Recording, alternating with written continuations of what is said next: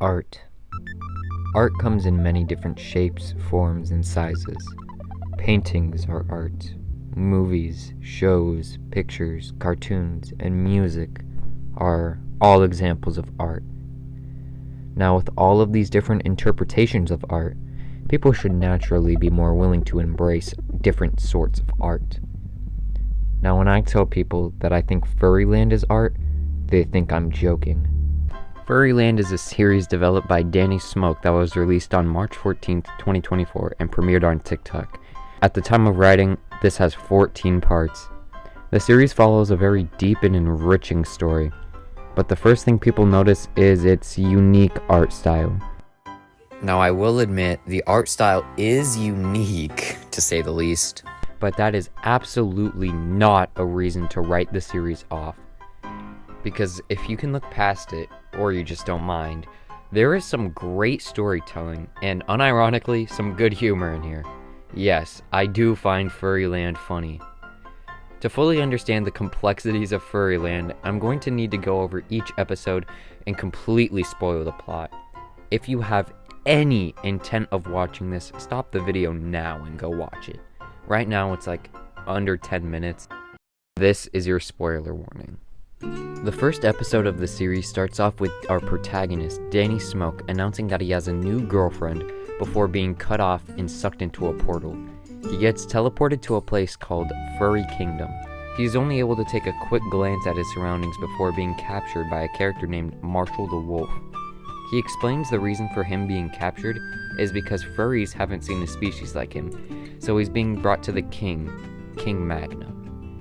Marshall brings Danny to the king, who is very flattered by the hairless creature's presence. For the very short time being, he claims that Danny is now his pet. As mentioned, however, this is short-lived because word came in that the king's daughter was captured. This gives Danny a chance to leave Mr. Magnum's clutches because he offers to save his daughter in exchange for his freedom. Magnum agrees, and Danny and Marshall set out on their journey. Their first stop is to a local pub. After a few drinks with some ladies, Danny is told Marshall's devastating backstory. His house was burnt down as a youngster, and he got a scar from a sword-wielding foe. This changed him for the worse now, as he is only 75% as badass. Truly tragic. While this story is being told, a troll spiked Danny's drink. Just as Danny was about to drink it, Marshall saved him. He may only be 75% as badass, but that was still pretty heroic. The poison he used was a gay potion that would have permanently affected him. Danny is sure to let the audience and Marshall know that he's straight. As they lurk over the troll, they find a map that shows that King Magnum's daughter was brought to the most dangerous part of FurryLand, Furry Mexico. The scene then shifts to another set of trolls led by a mysterious figure whose identity is still unknown.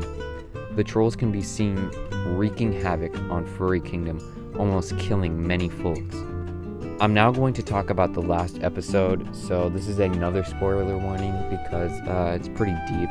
In the last episode, as of now, King Magnum is seen in his castle, admiring flowers, when he exclaims that he's going to get naked. Unfortunately, before he gets to do this, trolls are seen outside of his castle, and they launch a catapult at his head, instantly killing him. Rest in peace, King Magnum. We all miss you.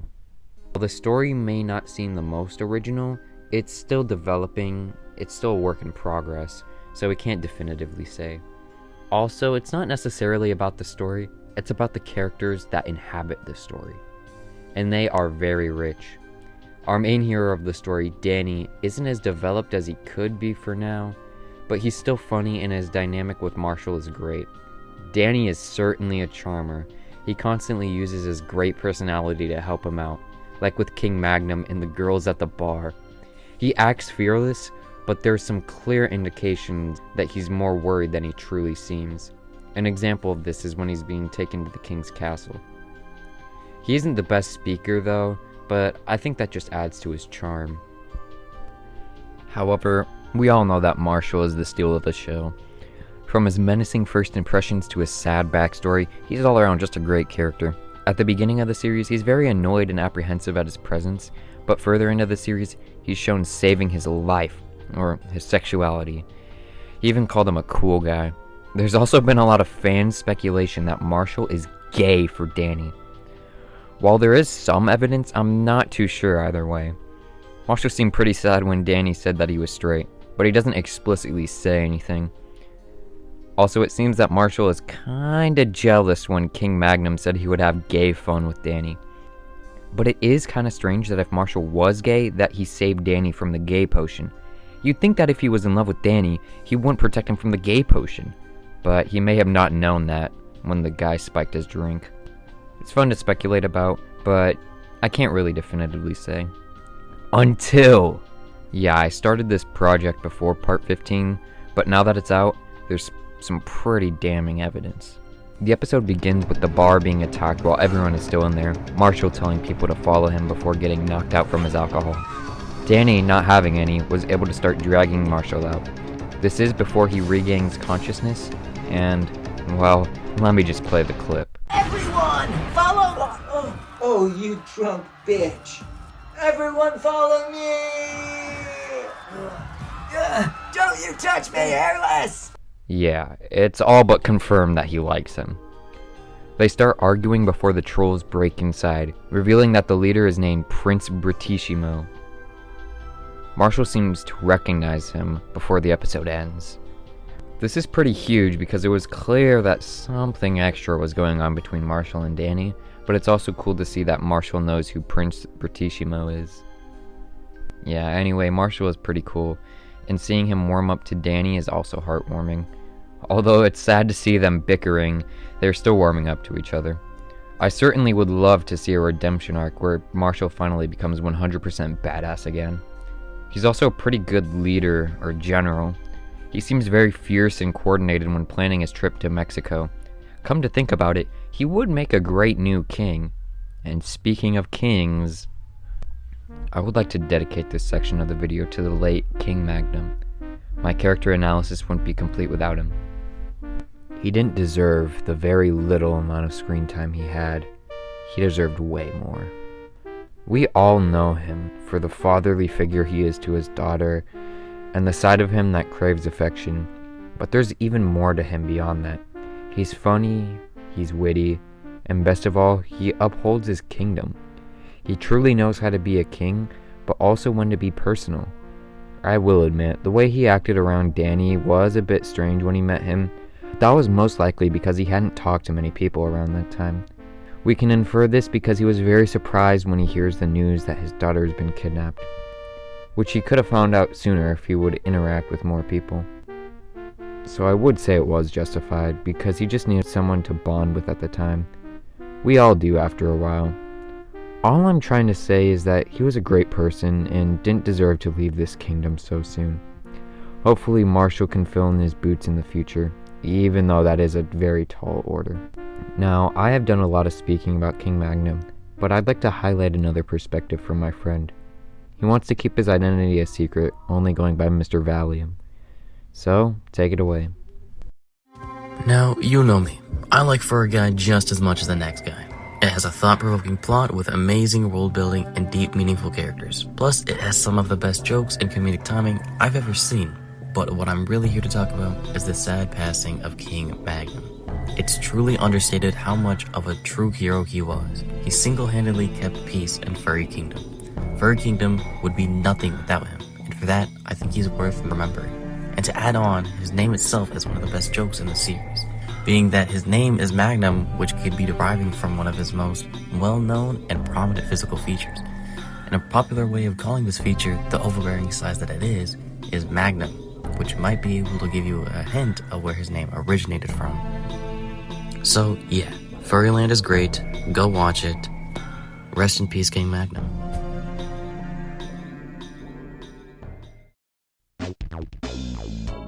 To end on a lighter note, I'd like to cap off the video with some random things that I like about the series, and some possible suggestions or criticisms. Unfortunately, it's not perfection, but it's pretty close. Pretty obvious little Easter egg reference style is in episode 5 when King Magnum's daughter is kidnapped. It's shown that his daughter is Rouge the Bat. as the Sonic guy, that's pretty freaking sweet. In episode 2, we can see that it's Sexy Bikini Day before Danny is captured.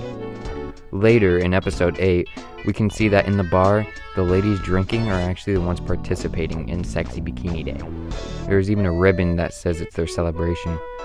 This really makes the world feel lived in because it seems like the random town folks are actually having activities outside of what we see on camera. We also learn that the black cat's name is Sarah, the brown fox is named Mary, and most interesting of all, the blue cat is Lily the space cat. This is pretty fascinating because it implies that there may be more technology outside of Furry Kingdom.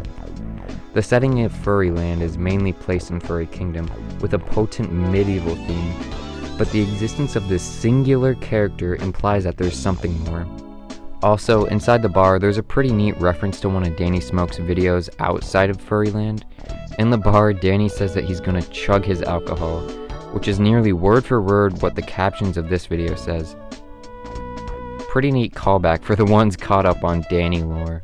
If you knew Danny before FurryLand, chances are it's because you knew about his Lois Griffin arc. Pretty much, Lois Griffin was his girlfriend.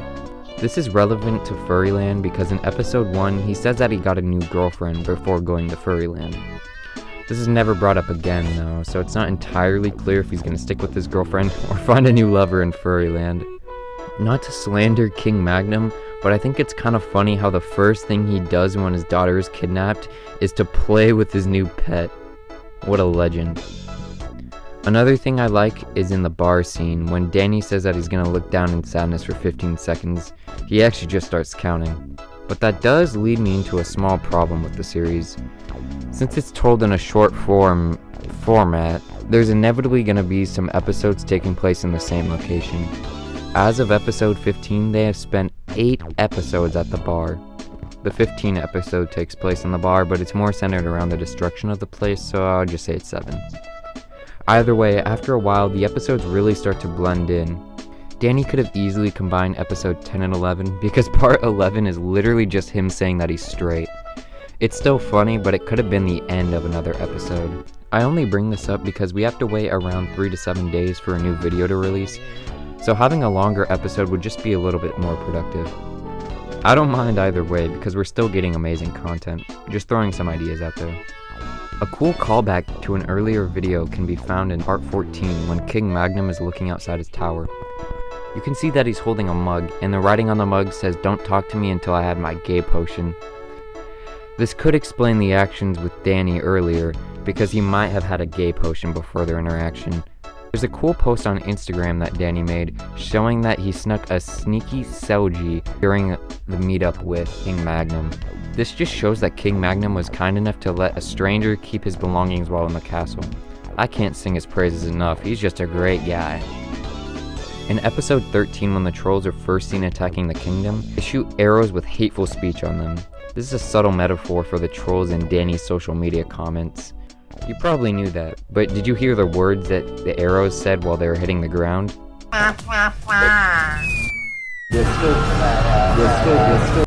Now, don't quote me on this, but I don't think anyone has ever called Danny a fat ass.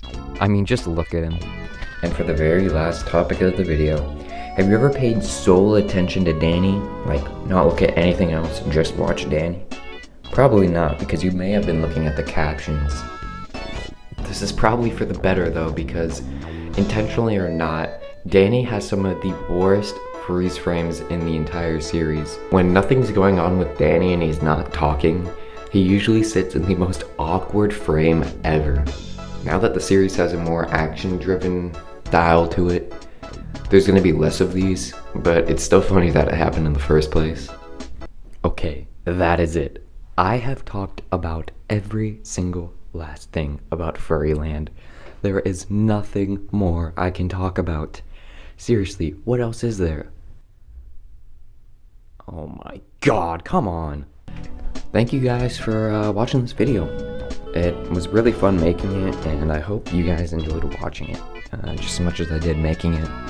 So yeah, don't forget to subscribe, like, and leave your thoughts in the comments below. See you guys later.